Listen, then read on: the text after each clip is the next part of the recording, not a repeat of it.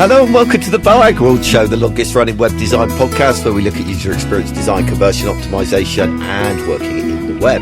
On this week's show, we're going to discuss bringing clarity to the chaos of design job titles, something that I'm particularly grumpy about at the moment, which will make for an interesting segment.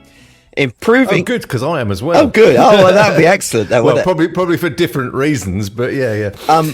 Improving Figma's crappy prototyping. And some great resources on staying on the cutting edge of UX. So my name's Paul Boag. That voice that you heard is the very exciting and internet famous, well, no, real world famous if you go back far enough, Marcus Lillington. Yeah, I was going to say, I'm not sure anyone's still alive that would remember that. Well, this brings me nicely on to what I wanted to talk about. Well, one of the things I wanted to talk about. So I went out for a meal last night with Todd. Do you know Todd? Accessibility Todd is how I always refer to it. Todd Accessibility Todd. Yeah, yes, Todd Accessibility Todd. I do know Todd Accessibility Todd. And because he lives in Phoenix. Well, I don't know him. No, but I know who he is. I know of it. Yeah. You've probably so we run a Slack channel and which you're welcome to join, by the way, at slacking boagworld.com/slacking.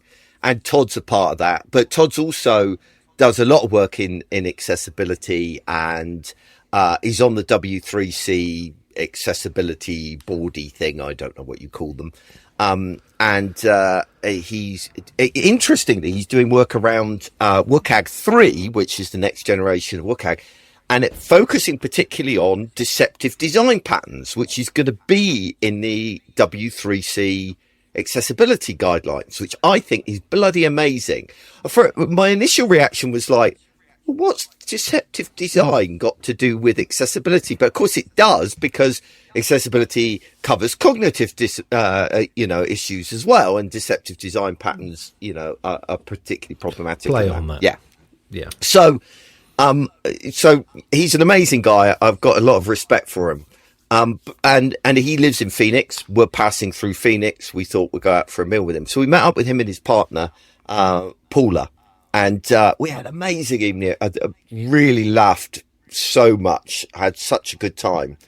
But Todd immediately, pretty much as soon as we sat down at the table, threw Paula, his partner, under the bus massively, by saying she was a real fangirl of Breathe back in the day. Good. Glad to hear it.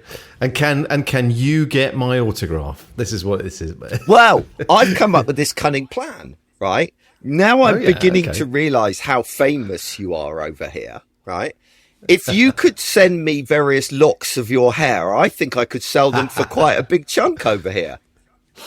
I've still got lots on. Yeah, look. You've got hair to spare. Lots of hair. Spare. I've got loads and loads and loads of hair. So no. Shortly, no. The short answer is no. I'm not doing that. Paula really didn't appreciate Todd immediately embarrassing her like that. But yeah, yes, of a certain time many years ago, yes, we were quite well known. Yeah. So there you go. I was shocked at how much of a fangirl, I presumed that obviously anybody that was a fan of yours was sarcastically a fan, right? But she was genuinely a fan. So that woke me up to actually, you probably were, competent. Paul. Back in the day, we did things called signings, which we at record stores mostly in those days. You go to Tower Records and there would be a queue round the block for 1,000 people. Very weird. But we did one in the height of summer at a sort of beach park type of thing, where all the girls were basically wanting us to sign various parts of their body. Yeah. That's how unsarcastic it was. That's amazing. I mean, what she did say. Hard to believe looking at the old fat grey Marcus now, but there you go. What she did say when we got her to talk a bit more about it, she did admit that really, is it Neil? Was Neil the lead singer? Who was the lead singer? David was more. David was her one. Yeah, that's fine. With lead singer, fair enough. Exactly. That's how it goes. Yeah.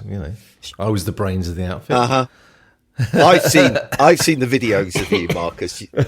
You were not the brains of the outfit, right? Yeah. So that was really good. We had a great time, and I'm in a good mood generally, which is because you never know, do you, with the podcast, whether you're going to get grumpy Paul this or is happy very Paul. true. Very, yeah. Well, mostly it's been grumpy Paul of late. Well, if I'm honest, maybe now you're back in the homeland. Yeah. I'm happy Paul again, which is what I wanted to ask you about. Yeah, go on. So it kind of, does it feel different out there? I was happened to be talking to one of our legal clients yesterday, based in the US, and was telling me about how the new wonderful president has picked on various law firms that represented people who have been against him. Basically said all of their attorneys aren't allowed on to federal property. No way. Yeah, indeed, no way. I mean, surely that's got to be illegal. So they're all out of business instantly. Because you know, how can you can be an attorney and not go into a court building? Yeah. So that's another example of, oh my God. So does it feel different out there this time because there's a new person at the helm? Yeah, well, last time you were there? Massively, to be honest, because we don't really talk to people out here other than servers. Yeah, and we're in national parks and stuff like that, where it's all trees. Yeah, trees. Yeah. Trees don't really care who's president particularly. So no, it's not been too bad. Well, this one they might. Well, yeah, yes, quite. It could come back to bite them. Their apathy, you know. If trees are apathetic to the president, they'll pay the price. So now the reason I'm in a good mood, I've got some really good clients at the moment, and I'm loving it. I'm working with both Allianz Insurance and AXA Insurance in 2 different countries, so there's no conflict of interest, right? And I'm really enjoying it. Insurance is a weirdly satisfying subject to work with because, unlike most things, you don't have to sell the idea of insurance. Everybody very reluctantly accepts that they've got to have insurance. So you're not selling insurance; you're selling the which company is better, basically. Yeah. And but also it's something that people absolutely hate doing, and so anything you could do to make the process easier is really gratefully received. So I'm really enjoying that. I've got another year with working with Oxford University, which I've been loving. We've gone from setting up a UX department all the way through to kind of making it happen, making a difference, and that's really great because that's a long-term engagement, and I'm really enjoying that. And this is the one that I wanted to tell you, right? I had a phone call out of the, but this hasn't turned into work yet. So really, I probably shouldn't even be talking about it. Oh, careful. Yeah, I don't care. You're going to jinx it. I probably will jinx it. But I got a call out of the blue from the National Trust, which I know. I've got such fond memories of the National Trust because we worked on the National Trust, what was it, early 2000s, wouldn't it have been? Yes. Yeah. Yes. And that was, it's a lovely thing to work on. If you don't know what the National Trust is, because you live outside of the UK, it's basically a charity that preserves our natural and built heritage. Built heritage. Yes, thank you for filling in my words for me. And that's all right. And so they own all these incredible buildings, these incredible landscapes, all this kind of stuff, and they preserve it. Amazing work that they do. But the reason that I've got such a soft spot for them, we worked for them for several years, didn't we? Was when we first won the project, they said to us, can you make sure that the website's accessible? And of course, we nodded along going, yes, we can make it accessible. But in the early 2000s, I didn't really know what an accessible website was or what was involved in it. So we then went away and did a load of research. And amongst the research that I did, I bought a book which I thought was about accessibility, which turned out to be Jeffrey Zeldman's book on designing with web standards, right? And that was the moment of realization that, hang on a minute, we need to throw out table-based design and start adopting CSS. And so I will forever associate the National Trust with this monumental moment in my career of going, shit, I've got to relearn everything I'm doing. So the idea of getting to work with them again got me really excited. So fingers crossed. I hope that one comes off. Fingers crossed. Okay. What do they want from you, Paul? Your great wisdom, no doubt.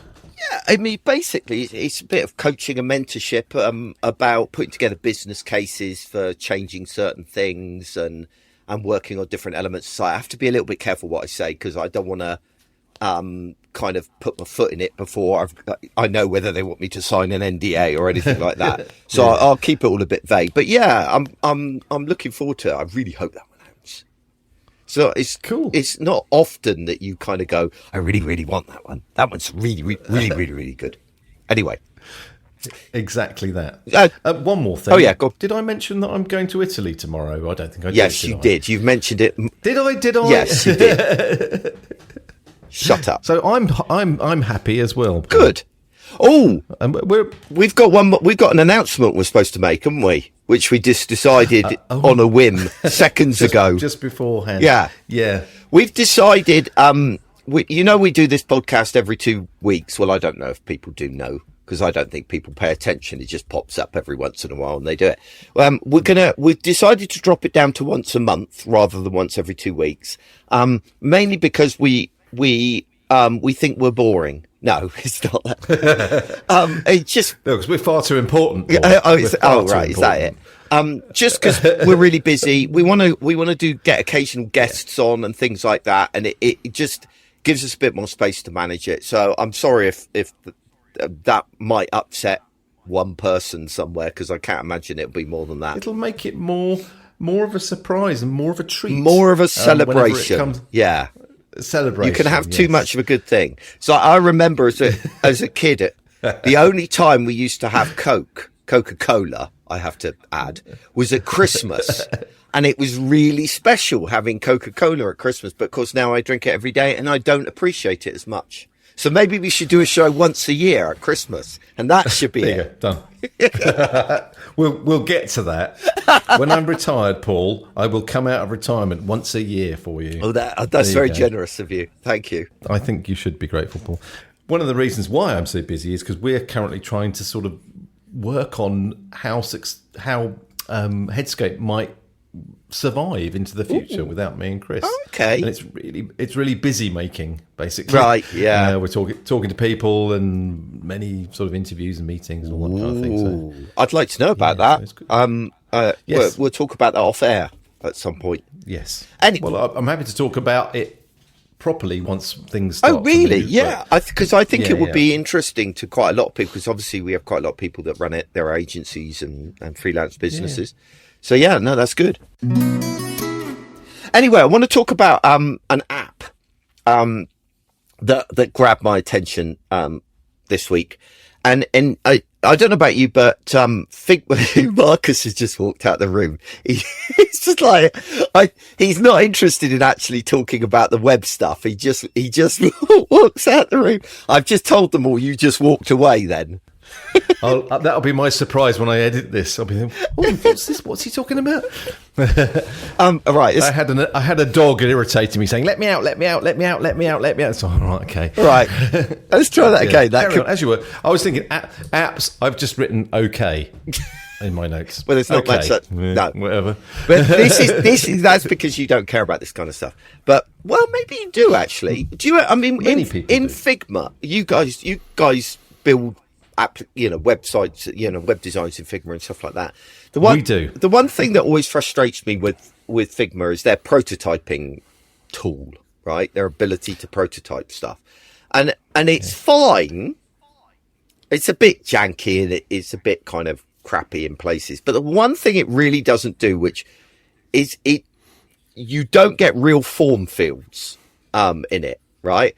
So for if considering that is like the number one interaction point between, where a user interacts with a kind of environment, it seems really shit that you can't type in form fields, which means that you can't do proper, usability testing to see, whether people understand what those fields are for and, whether they write right stuff in them and that kind of thing. So I came across a plugin this week from Bolt.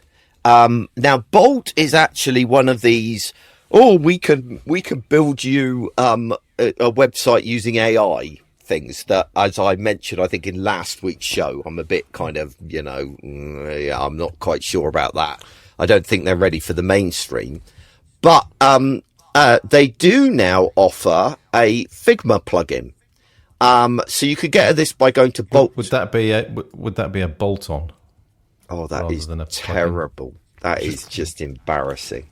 I know you're here for the bad jokes, but really, So bolt.new this is at, and basically you can just enter the URL for a Figma file, and it'll turn it into a working web page.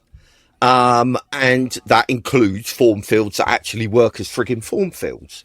And I wouldn't say it's production ready code. I think they would claim that it could do that.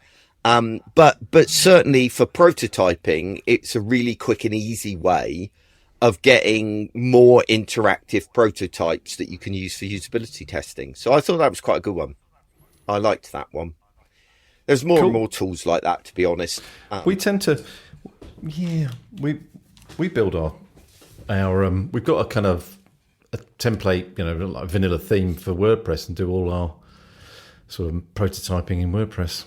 Well, that's really, and actually I think that's quite a good idea. I in many ways prefer that, and it was quite interesting because that kind of comes back to one of the things that I did this week. Is I went to Franklin Lloyd Wright's home, the architect, and Kath wanted to go round there because she's an engineer, or comes from an engineering background. She likes history and that kind of stuff. So I was seriously I'm if it's not shiny, I'm not interested in it. But actually it turned out to be really interesting, really what he said in his attitude towards architecture. And he said one thing that really grabbed me, which is you can't design something unless you know how to build it. And that kind of goes back to what you're saying here, is that really often the best place to do design is with the real, the real code, the real browsers. Tools. And this comes back to the whole conversation of, can you be a competent UI designer if you don't know how to write code as well?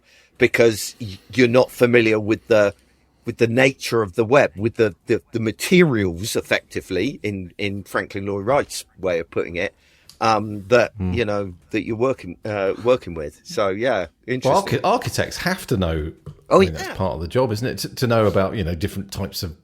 Yeah, but he went further. He got his apprentices building stuff, actually going out there and building things, and which I thought was quite interesting. Hey, I'll tell you another nice thing that he did, which I think you guys should adopt, right? Because I don't actually build websites anymore, right? But you actually do.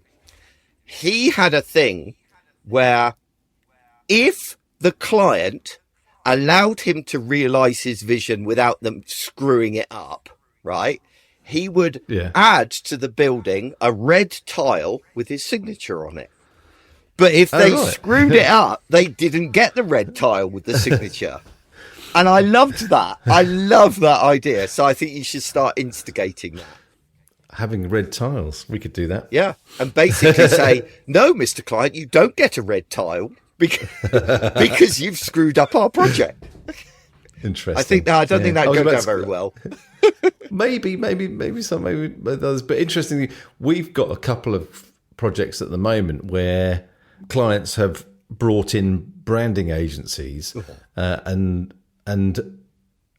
those branding agencies are putting together basically, kind of pictures of websites, so pictures of web pages and that kind of thing, which is, this is something that's been going on for years. Yeah. But what I was going to say is the difference between now and how it used to be is that it's kind of like everyone's fine with that as a kind of an idea, but the client understands now that there's an awful lot of decisions that have to be made to make that go from here to there. So that's kind of nice. I've just got off a call. That's why it's front of mind where we're kind of working out how banners are going to work at different widths. Because you just see a picture of this lovely banner. It's like, well, that's all very well, but how's that going to work at 3,000 pixels wide and 300 pixels wide and that kind of thing. So that's encouraging, because I thought you were going to say oh yeah, they mock up a website and then the client expects that's what the website's going to look like. But no, that's interestingly good. No. Oh, good. No. Oh, I'm pleased.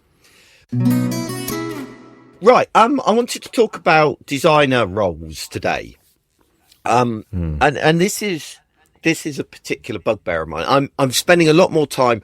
I've dumped all of my social media channels. I think I said that in the last show, didn't I? You did? Yeah, I've dumped all my social media channels except LinkedIn. So I'm really getting into LinkedIn now. And there are so many conversations going on about job titles. There's also a lot of doom and gloom, which is frankly ridiculous, but I won't get into that today, maybe another time. But for example, there was a post from Duolingo. Is that have I got that right? The speaking, to learn a new language. Their design leader said, "We're not going to call our people user experience designers anymore. We're going to call them product designers, right?" And it's like we've got. I've got a better idea. What's that? Just call them designers. I know, right? Yeah, I know.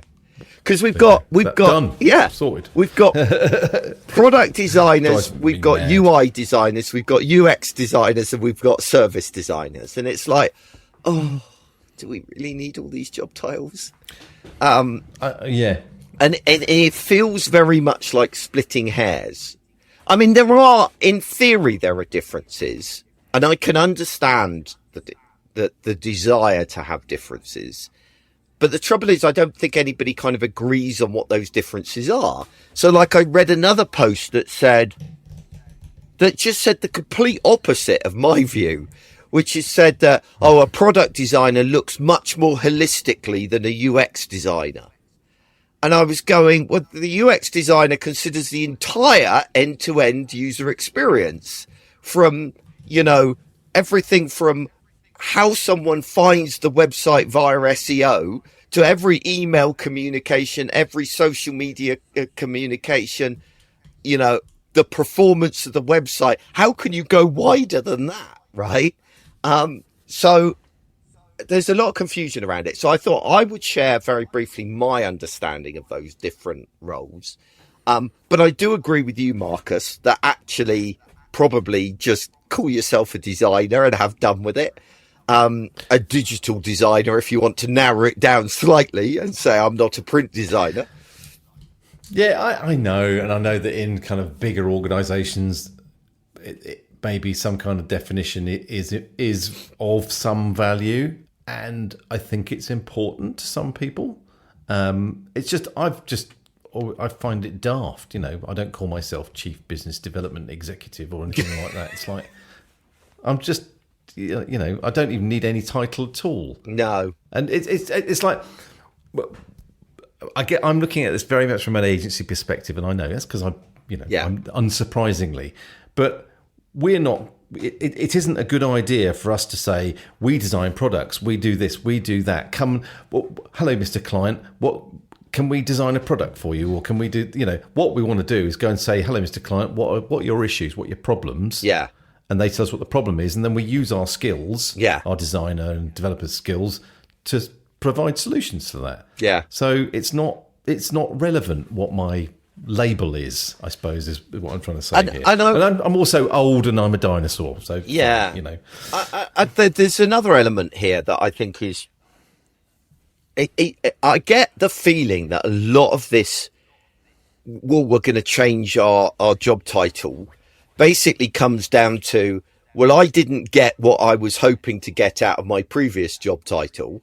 And so maybe if I change my job title, people will take me seriously now. But actually, I think if that is the motivation, the problem isn't the word that goes before designer. It's the word designer. Because however much we know that a designer is a problem solver that could approach things in a variety of different ways, to everybody else, the word designer means they design something visual, right? So you shouldn't be talking about business strategy because you do pretty pictures, right? And we can get annoyed about that however much we want, but that is people's perception and understanding of design, and I think you're hitting your head against a brick wall. But I did think it's like sorry, just one analogy that it's even worse if you're a musician and you're moaning about not making any money, because everyone else just thinks, well, you're doing what you love, don't you? Yeah, that's just a hobby. Huh?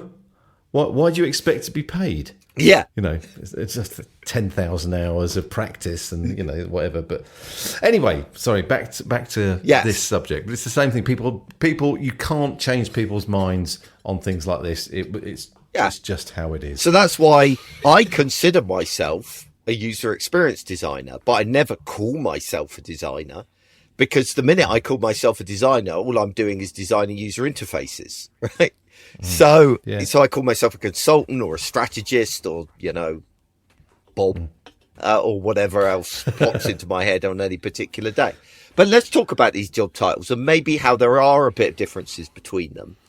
And I wanted to share my understanding of it and my perspective. I'm not saying this is right, because everybody can interpret these things in different ways. But for me, a product designer focuses on the holistic product experience. So that includes anything that relates to the product itself. That includes the user interface, performance, notifications, all of those kinds of things that are part of the product.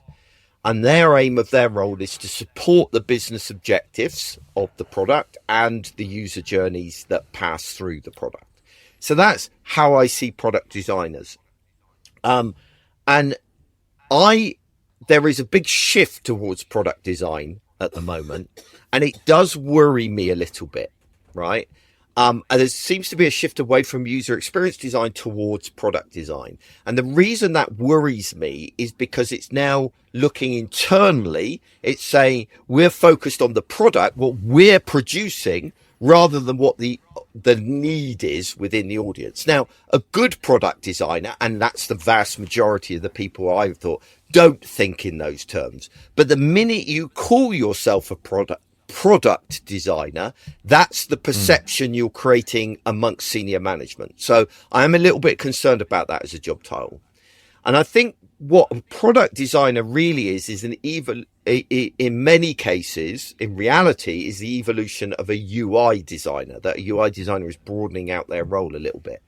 Because a UI designer, in my opinion, is a specialist that focuses purely on the user interface. So they wouldn't be interested in performance or notifications or things like that. They just care about the UI. And their priority is reducing friction and creating more engaging interfaces. And one of the things, the reason that people started calling themselves UX designers rather than UI designers, and now have started to call themselves product designers rather than UI designers, is because UI design was always seen as like the poor cousin, right? And that really, really pisses me off, because in my mind, it's a specialism, right?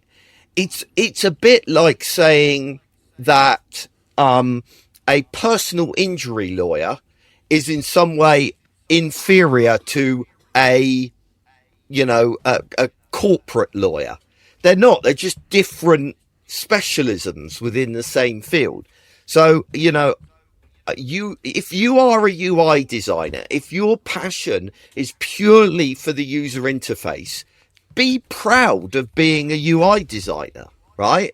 Don't feel that you need to be something that you're not, because that pisses me off. Anyway, so that's UI designers. Then there's UX designers. Now, UX designers, I would suggest, think more broadly even than a product designer.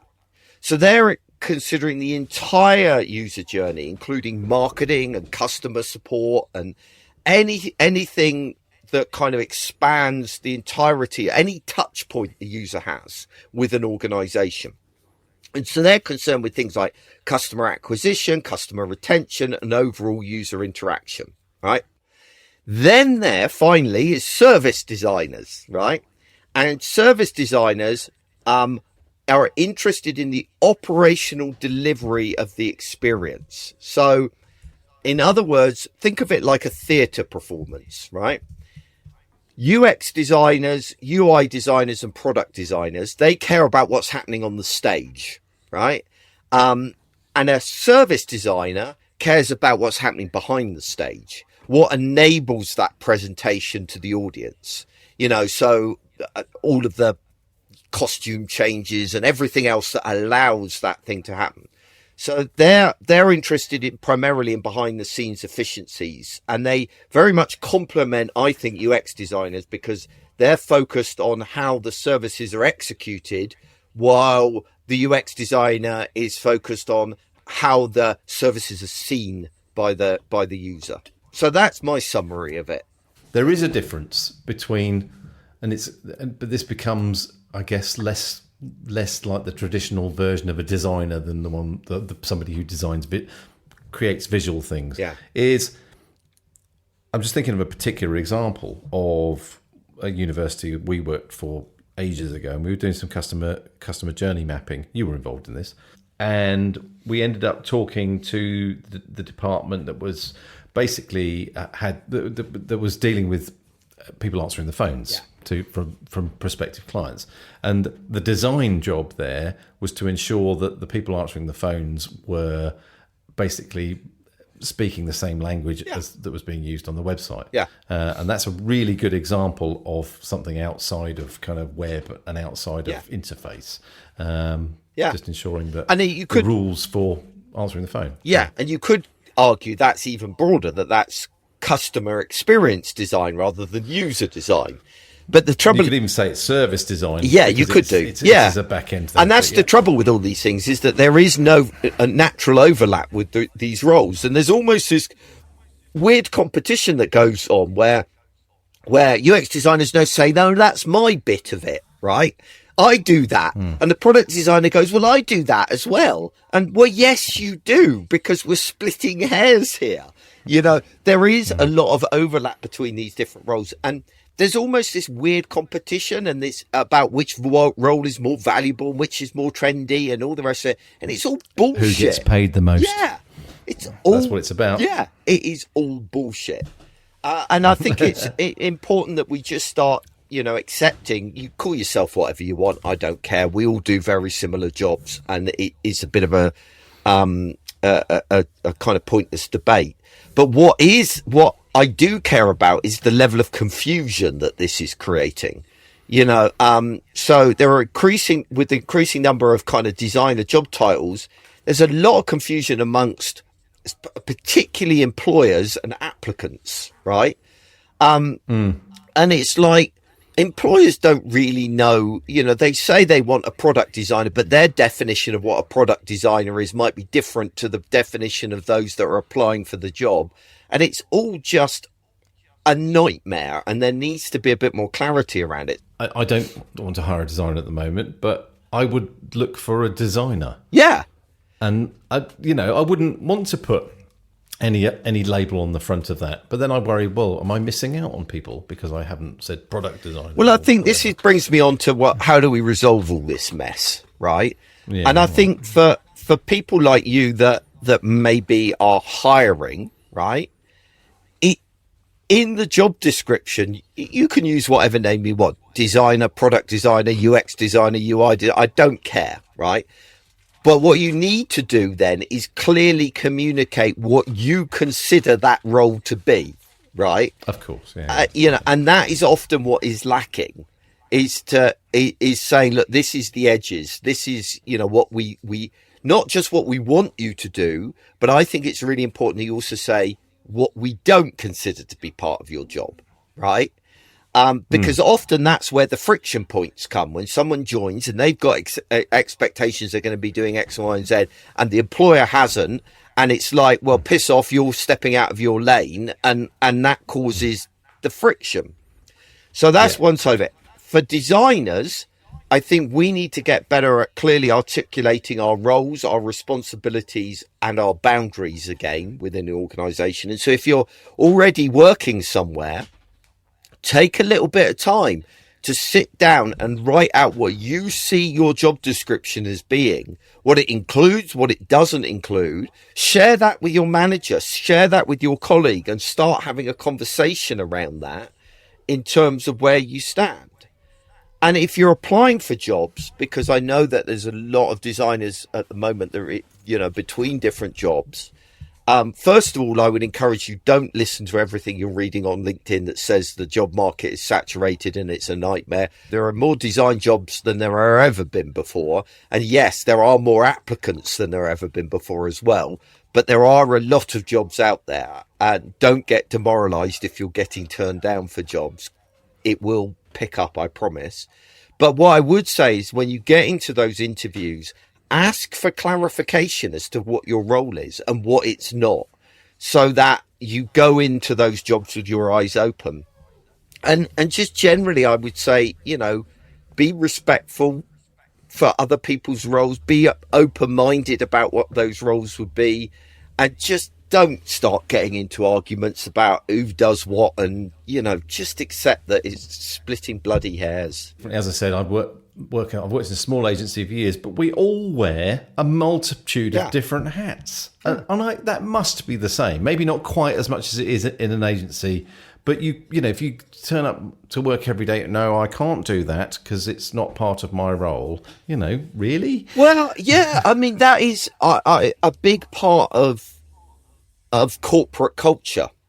Yeah, I guess it is. Or at least it's one of the reasons why we don't want to be there anymore. Yeah, it's ever. Well, really. Yeah. I mean, I'm quite happy working in that. I mean, you know, I was listing off the clients I worked with at the beginning of the show. Oh yeah. You know, that's different. But you're not actually part of it, though. That's a big difference. Yeah, and I spend a lot of time helping people navigate this kind of stuff. You know, and there is a big fear in a lot of organizations of stepping on other people's toes, right? Oh, I don't want to piss so and so off, you know, and I think they won't like it, and that kind of stuff. Oftentimes, if it's handled with a bit of sensitivity and a bit of care, it's not a problem. And so I think my general attitude is, in those kinds of situations, don't be afraid to step out of what you see or see as your perceived role, or the role that has been placed upon you. Push the boundaries of it, but just don't be an arse about it, you know? Yeah. Be collaborative, be nice, you know, talk to other people, say, look, yeah, I know you're responsible for this as well, and so I don't want to tread on your toes. Can we talk about this together? Most people are pretty damn reasonable, really. And a lot of the fears that I hear people say, the number of times I've heard people say, oh, well, I think this is a really good idea, but Joe from wherever will hate it, right? And then I go and talk to Joe from wherever, and he's absolutely fine. And he says, oh, but the original person will hate it, you know? And it's this stupid, siloed mentality. You need to break it down. Yeah, a couple of resources to wrap us up with. I had a humbling experience this week, Marcus. Did you? Because I like to think... That doesn't happen very often. I said it was humbling. I didn't say I'm humble. Oh, you were humble. Yeah. Sorry. Yeah, you're right. It's That's subtly really different. Very rare. It's not often I acknowledge that I was humbled, but I get humbled quite a lot. No. Yeah, so I mean, kind of, I've been doing this job, 30 years now. And with UX, I generally have the attitude of, well, if I don't know about it and if I'm not doing it, it's probably shit, you know? That's the Paul we know and love. Yeah, exactly. But Jared Spall, who I've got huge respect for, he's an amazing guy, has this community, which I will say here and now has got the worst name ever, and he needs a slap for this, because his community is called the Leaders of Awesomeness. Yeah. That's unacceptable. That is just unacceptable. Yes.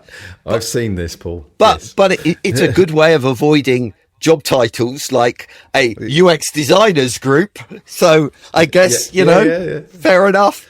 Anyway, so it's a really good community. I've been He's very wise. He is very wise. He is very wise. Yeah. But what I didn't realise, because I joined this community a while ago and I kind of looked at it a bit, and then you get distracted by work and stuff like that. But he posted on LinkedIn, because I'm now addicted to LinkedIn for some bizarre reason, that he was doing a webinar about UX metrics. And I was vaguely interested, and I didn't have a meeting on. So I thought I'd go and join it. And I sat in that, and I fully expected to know everything that was coming, right? And he was going to talk about, system usability scale and blah, blah, blah, blah, net promoter scores and blah, blah, blah. And instead, he completely decimated all of those and said, that's not really tracking the user experience. And he explained why. And I sat there going, bugger. It was like, bugger, that's really good. He's spot. And I kind of knew it, but he's had such a good way of articulating it. And I've always struggled with the difference between kind of user experience metrics and product metrics and conversion metrics and that kind of stuff, and where the line is. And he explained it in such an amazing way. And it's not that particular webinar that I'm recommended, but it's actually this whole Leaders of Awesomeness community. And I'll put a link in the show notes, which will be boag.world/018. And join that community, because what I didn't realize is that he does these free webinars every week, right? On different subjects, and that there is the back catalogue of all of them in this Leaders of Awesomeness community. And it's absolutely free. I mean, he's upselling his kind of full courses. So the first 15 minutes of his talk is basically a big advert, but I can forgive him for that. I'm no better. But beyond that, it's really good free content. That's absolutely excellent. So do check that out. Highly recommend that. Absolutely free resource. Raushan on the Boag World Slack channel described them when talking about this subject. Said, "I've watched a few. They're pretty good." That doesn't. So I'm like, okay, yeah, fair enough. I think he's one of those people that doesn't kind of like get too excited about things. No, I may be wrong. He is a more understated person. Yes. Yeah, and that's actually probably high praise. It is high praise. Yeah. I mean, don't get he's it's not a polished webinar every week. You're not getting a wonderful presentation. It's more just him talking, right? It's a chat. Yeah, it's a chat. So it is what it is. But I learnt something, and without coming across as massively arrogant, at this point I learned less. Let's put it like that. So it was a good thing for me. The other one I wanted to mention is Baymards. I've mentioned them a couple of times before. Well, I mentioned them once before about a plugin that they released for Figma. But I've never talked about Baymard as a whole. It's Baymard Institute. And it's a comprehensive resource, including a huge repository of user research, like hundreds and hundreds of detailed research pieces into all kinds of different subjects, in all kinds of different sectors. So it's an incredibly powerful tool wherever, you need to maybe justify a particular route that you're taking. Maybe you don't have the time or resources to do your own user research, but you can find a study that relates to what you're doing. Really, really valuable tool. And they've just added into it, and the reason I'm mentioning it this week is they've just added in an AI search capability to it. So you can basically go in and say, I'm looking for something like this. I'm trying to justify this opinion. I've got this particular scenario that I'm working on. What can you tell me about that? And it comes back with stuff. And it suddenly made, for me at least, that whole repository of user research so much more accessible. Because it always used to be a little bit hard to find the thing that that was relevant to your circumstances. But now you can just say what your circumstances are and it will go away and find stuff for you. So really, really good. It is a paid thing, and it's not the cheapest. So its prices start at $99 per month and go up to $299 a month. So it's more aimed at kind of in-house corporate team type places, which is a bit of a shame. But I can understand it, because there is so much work that's gone into that stuff. So if you are in that kind of position, and if you're finding yourself squeezed to be, to do your own user research, I think it's really worthwhile. It's especially worthwhile for justifying stuff that but your stakeholders want evidence to back it up. So yeah, check it out. I think you'll find it useful. So that's that. Cool. So I think that's about it. Marcus. Cool. Yeah, this is this is what could be described as a classic joke. So you may have heard this one before, but it's so good. Paul Edwards shared it on the Jokes channel. Okay. I'm going to deliver it again in my inimitable style. I never wanted to believe my dad was stealing from his job as a road worker, but when I got home, all the signs were there. No, I like that one. I don't think you have told that one before. I don't remember it. Remember, Paul, we've been doing this for 20 years. Yes, I know, but you've got to remember the quality of your jokes stick with me always. Yeah. So just to remind you, you won't hear from us again for another month, but we will be back, and no doubt, when we do come back, you'll go, yes, Paul, that was a good decision to go down to once a month, because the quality has just gone through the roof. Is that an unrealistic expectation to set, Marcus? Might be. I think we should both stand by that. Shall we? And, stoically. If we could do a Trump with it, right? If you just basically make an outrageous claim and then just say that, yes, that's true. And no matter what happens and how bad the next podcast. show is. It's the best podcast. Is it? Yeah. We are simply the best. We are making podcasting great again. That's what we're doing. And on that bombshell, as Jeremy Clark would say, speak to you again next week.